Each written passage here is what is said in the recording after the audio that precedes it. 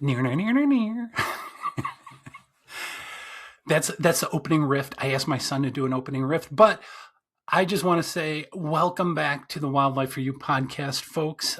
I'm your host, Daryl Ratajczak, and alongside of me on the other side of the screen there, it's my BBBBF, the brilliant but busy best friend, maybe? No, busy friend, Stephanne Payne. Okay, so I don't dispute the busy part, but I would like to clarify that that last B actually should be best because, I mean, dude, after more than a decade, I'd say I've earned a little bit of cred there. But before I start waltzing down memory lane after that whole decade, why don't you just go ahead and tell the folks what we're here for? Oh, that would probably be a good thing to do. So, what we're here for, folks, is we have a wildlife podcast here. And what this podcast is about is we talk about animals and we talk about wildlife issues, and we do it with logic and a whole bunch of science. But with that, we also mix in a little bit of compassion because we know how near and dear wild critters are to many of our listeners.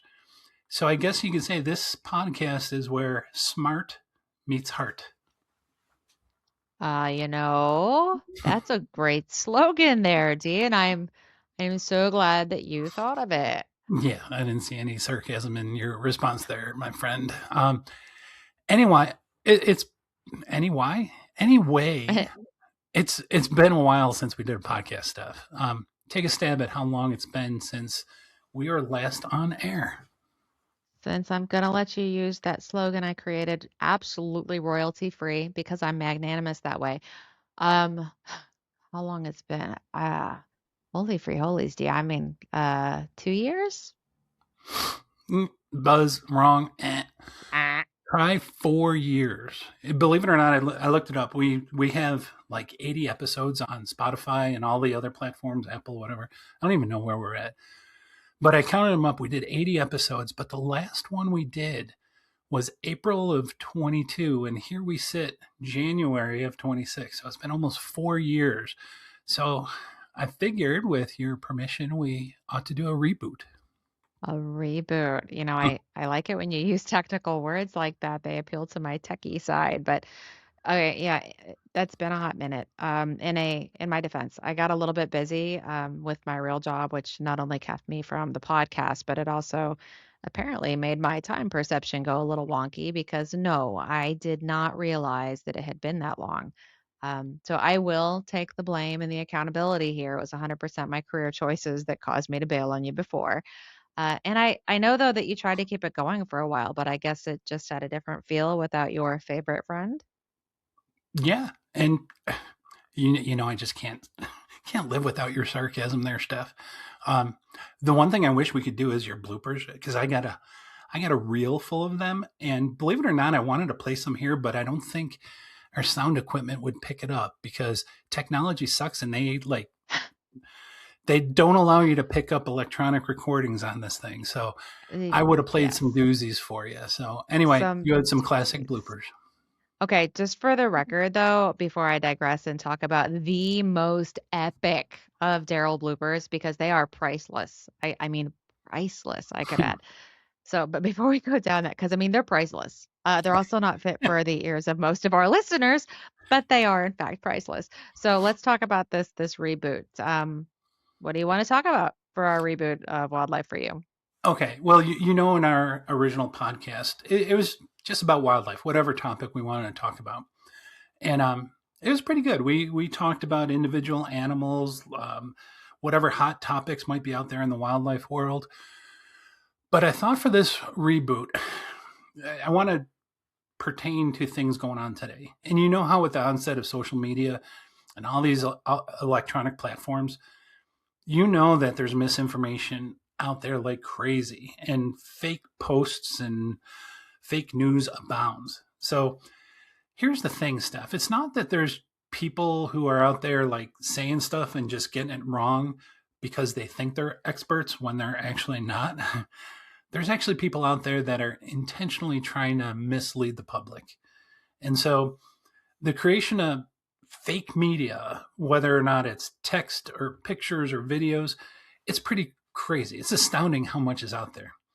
Scarier yet, and this is kind of where I get a little frustrated sometimes, is because not so much the people that create the false information, but the amount of people that buy into it. They believe everything they read or see.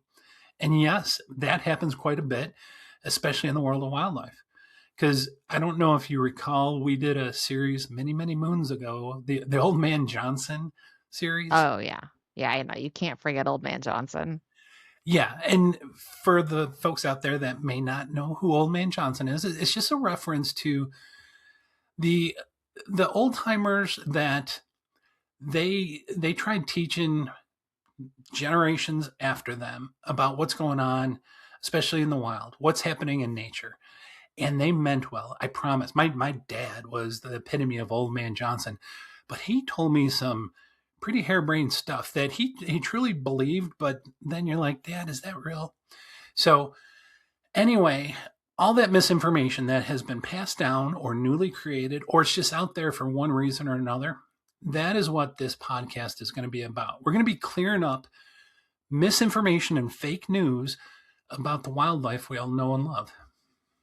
And the best part is you likely aren't even including the different AIs that have come onto the scene now, right? Oh no, trust me. We're gonna do a whole episode, if not many episodes, on AI. Okay, so as long as you don't make me start talking about the difference between like a agentic AI and LLMs or large language models, whatever, I'm fine with it because this is my safe haven away from all of my techno babble, techno jazz. So yes, misinformation, it abounds. But dude, in other news, water is wet. Which bit of misinformation are you going to address today? Or are you thinking more like just in general? We're going to do a quickie today. But all of our other episodes will simply focus on that misinformation. But to give you an example of the type of podcast we're going to do, we're going to go to the oldie but goodie, because here we are sitting here midwinter, blistering cold temperatures out there. Like, what is it right now in Tennessee? Oh, it's 60. Yeah, Just blistering saying. cold I'm temperatures in freezing. January. It was actually, I was wearing shorts outside today here in Utah. Dude, you wear shorts when it's 30. That's true. Anyway, we are midwinter. Forget the temperatures. Let's just look at the date. Midwinter. Animals are like, this is a really hard time for animals, but some animals adapt. And so I thought today we're going to talk about my favorite topic. And you know how much I love this topic. We're going to talk about hibernation, more specifically, black bear hibernation. Again. Again. Again. You almost had drool coming out. What? Again? Yeah, yes. When it comes to hibernation is the gift that keeps on giving to me. It keeps on giving me headaches, to be more specific, because I probably deal with this topic more than any other wildlife topic. And so, besides this black bear hibernation being like a pet peeve of mine, many folks out there in social media land, they know me as a bear biologist. And so whenever there's a post or a thread or anything regarding hibernation, especially black bear hibernation, they tag me. And so I'm brought into all of these other posts where people thinking they're saying the correct information, they're steering people in the wrong direction. So needless to say, I spend a ton of time trying to clear up this idea that black bears don't hibernate. I'm familiar. So where, kind sir, would you like to begin? Well, let me explain why it's a pet peeve of mine. Okay. Okay. Uh, All right. I'll explain uh, if you're done grumbling. All right. So let me set this up here, folks. And this is why it's so bothersome to me. So, as you know, I know most folks who know me probably met me through Facebook. So I spend quite a bit of time on Facebook. And on that platform, I'm somewhat known as like a wildlife guide. And I visit a ton of different pages, mostly animal pages or outdoor pages. mm. And since I spent a great deal of my career in Tennessee. I belong to a lot of these like Smoky Mountain pages, these outdoor groups. And as most people know, every year, thousands of people literally go flocking to the Smokies. That is their vacation destination. And there's a lot of folks there going to the Smokies for the first time. And sometimes they're going in this weird time frame, like midwinter, like right now. And inevitably, people get on these threads, these Facebook posts, and they ask if it's possible to see bears in the wintertime. And usually, you could even watch the responses click on Facebook, because usually within a few seconds or a few minutes, there's already like 24 people jumping on, telling the person that posed the question, oh, yeah, wintertime's a great time to come see bears because bears in the Smokies don't hibernate. It drives me nuts. Shut the front door. No, No, not here. I'm dead serious stuff. So people chime in that bears are out there all year long, and your chances are really good at seeing bears in the winter. Okay, so that is kind of crazy because I mean, let's be honest. Your average third grader probably knows that, hey, you know what? Bears hibernate during the wintertime. Yeah, no, that's exactly right. And the reason there's this difference of opinion out there, I guess, is people are reading some really poorly written articles. And these articles are written about complex biological principles, and the people are misinterpreting what's going on. Now, sometimes it's the readers that kind of get things wrong, but in fact, many times it's the writer's fault. In fact, there's a lot of poorly written articles about black bear hibernation. Some of them are even written by government agencies. And I'll go on a rant because the one that always pops up is one that's written by the National Park Service. They get really deep involved with all this complex jargon, and I think they confuse themselves. And by the time you're done reading it, it says one thing, but it's not saying another thing. It's just really convoluted. So what I'm hoping to do is explain it all to you. So actually, what I might do, I might actually have you explain it, if that's okay, Steph. Oh, are you on your phone? You bored or something? Oh, you said you were gonna go on a rant. And I from the experience with you know what that generally means. I, So I'm pleased usually you at you're least busy stayed in your mansplaining seat. things. Yeah. Yeah, you should be. I do have a tendency to wander, but so you're not gonna mansplain No, and, no, no, no, okay. no. Actually, this is going to be pretty easy. So I'm gonna ask you a series of questions, and most of which I think you're already going to know. Um, Okay. so let's start with something super, super simple. Okay. You mentioned just like a minute or two ago that most third graders know that bears hibernate. How would you think a third grader would define hibernation? I mean, it has been carry the one 60 million years ago that I went to third grade.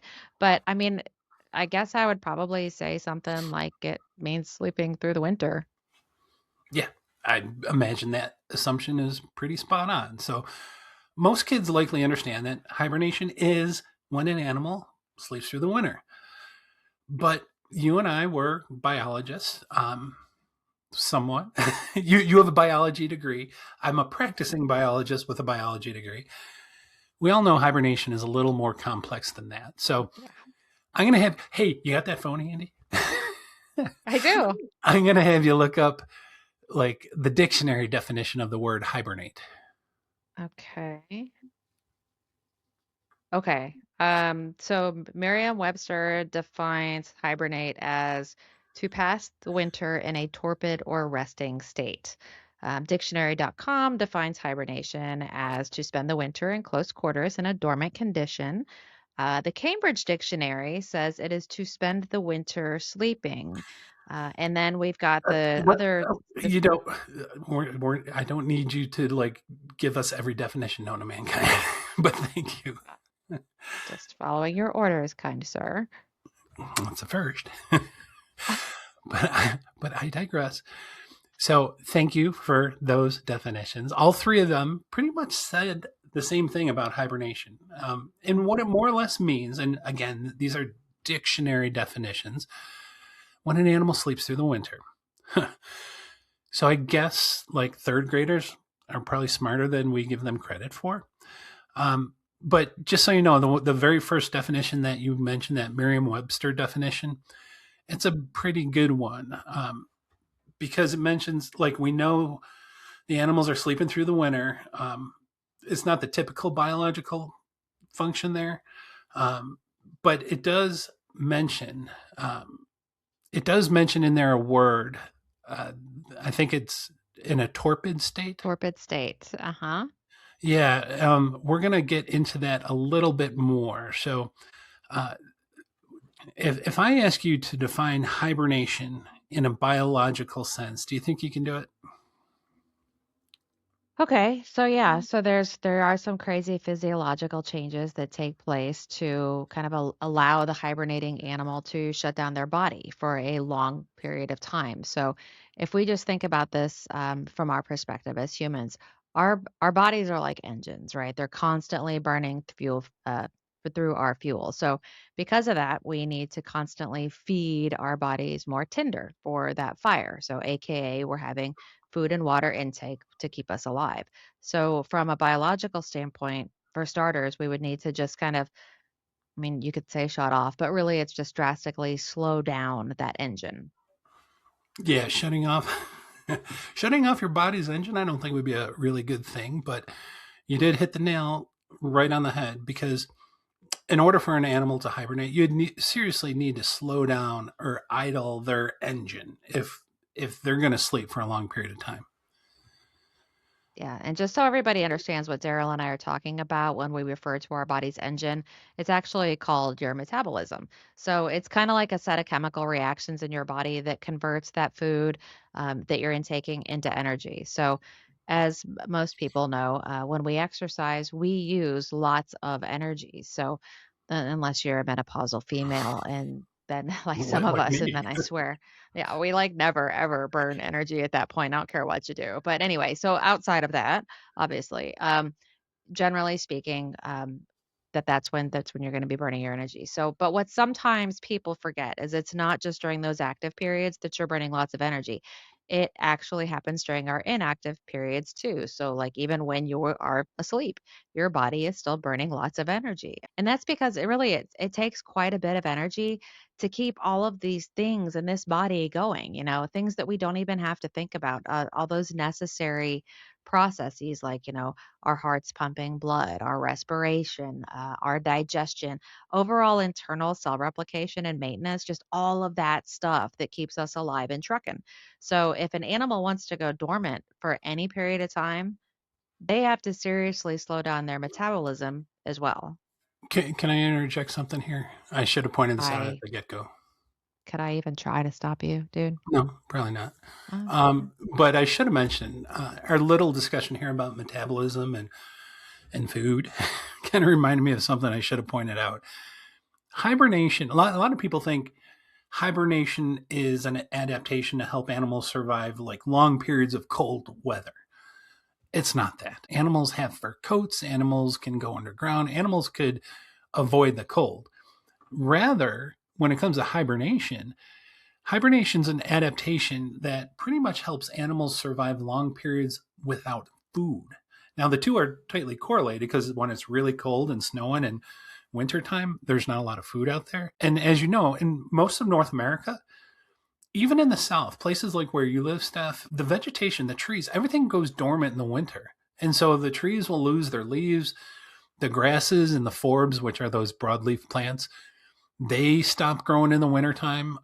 So if you're a herbivore or even an omnivore like a bear that eats a lot of vegetable matter, there's hardly any edible vegetable matter to be found in the wintertime. Therefore, many animals, bears included, they sleep through the winter because there's no food for them. And so the cold is just a factor that's in there. So, what about deer? See, because You look like people you are look like gonna you're they're ordering gonna like the call you. last call at the bar. Hello, over here, please. But somebody's gonna be like, dude, there's deer out here and they're not crawling in a den or freaking flying south for the winter. So, Yeah, no, that's a good point. And that's a whole nother episode because there's a lot of misinformation out there about like feeding wildlife. In short, when it comes to deer in the wintertime, literally the bacteria in their gut changes the chemical composition. And so it allows them to better digest woody material. So deer are eating lots of twigs, lots of buds. And so the whole process in their gut changes in the wintertime. And this is one of the reasons why feeding wildlife is often bad, because it can jack up some of those enzymatic processes and they can't even digest those foods. So anyway, back to metabolism. Yes.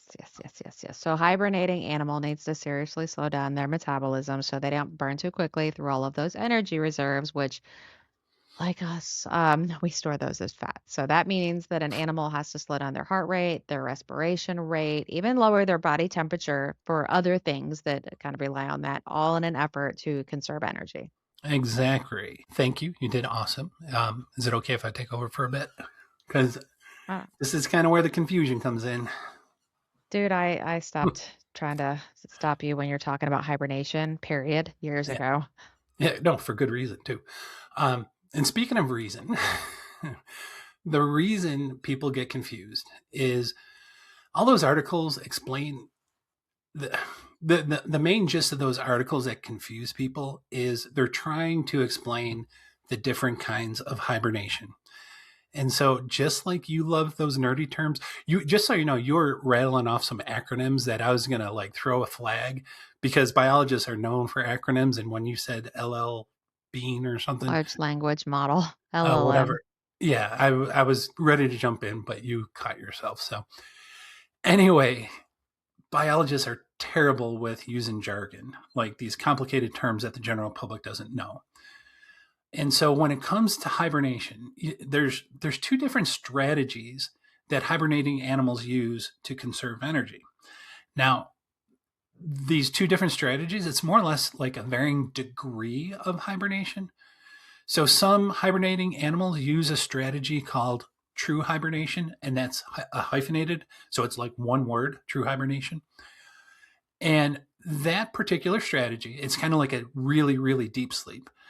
And that involves like decreases in respiration, decreases in heart rate, and a significant decrease in body temperature. And so those animals using true hibernation, their body temperature drops like to almost just above freezing. So it might drop 50 or 60 degrees Fahrenheit.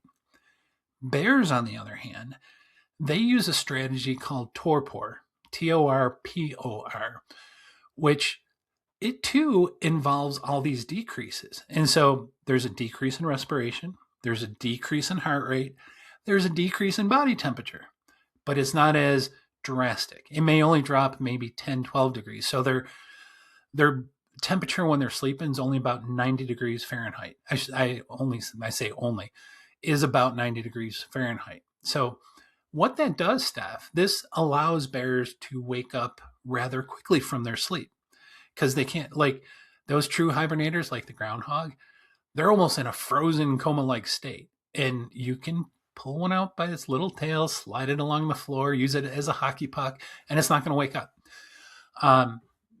Don't do that with a bear because bears are like, they're just ready to wake up. It might take that groundhog 24 hours to fully bring his temperature up. It takes a long, long time.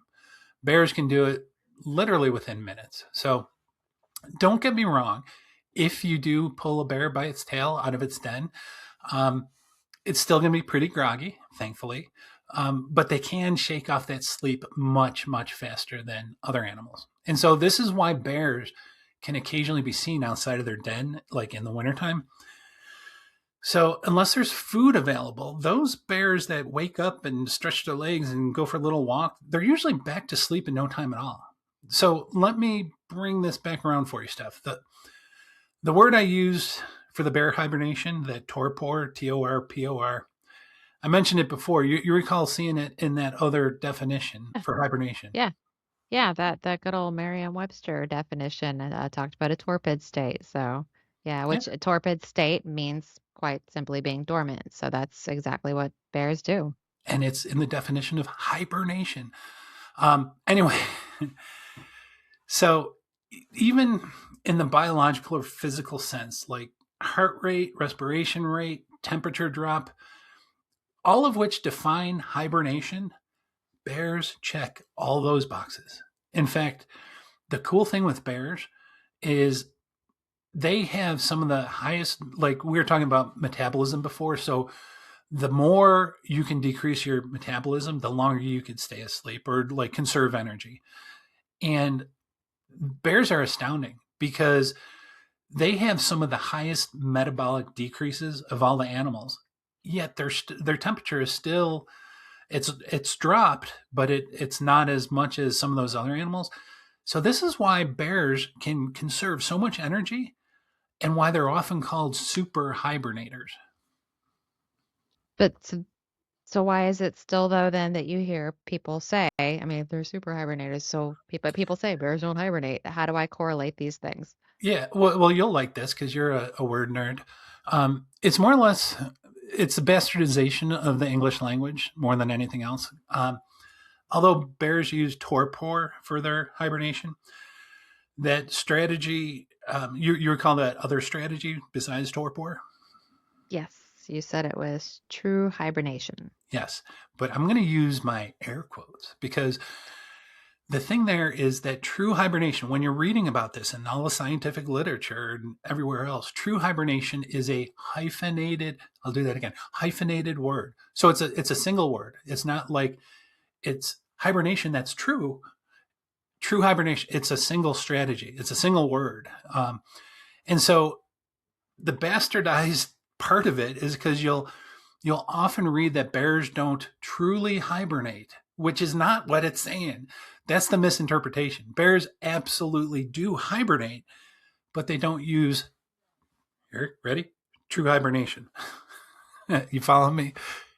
I think I'm picking up what you're laying down. So let me rephrase it though for a knowledge check. Okay, go for it. Okay. So when we say true hibernation with Very the good. hyphen, we aren't looking at two distinct words. We're looking at one word, hyphenated word, but one word for one concept. So we have hibernating, which is actually like the better word might be a torpor state. And then we have true hibernation, one word hyphenated, which is a similar concept, but I mean, let's be honest, some a-hole didn't feel like creating another biologinese word. He got lazy with the hyphen. He like assumed that the rest of the world would catch on and understand that it's actually two related but distinctly different concepts. And then he just laughed at the chaos he created. He? How do you know it's a he? Oh, indeed. Remind me to ask our female listeners to chime in on that one. I promise we'll get responses. But anyway, did I get it right? Like hibernation is one concept, even though we should maybe look at it calling it more like a torpor. And then Yeah. true hibernation, hyphenated, is a more legitimate term for the long actual things that animals like our groundhog soccer ball does, right? Yeah, I'm going to use my hands. True hibernation, big concept. Oh, I need another hand. I don't.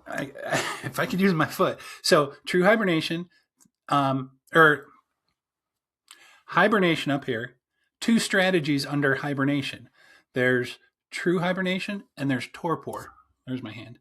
So there are two different strategies under the one umbrella one. The umbrella one is the hibernation. Got it? Okay, so that is not the Macarena.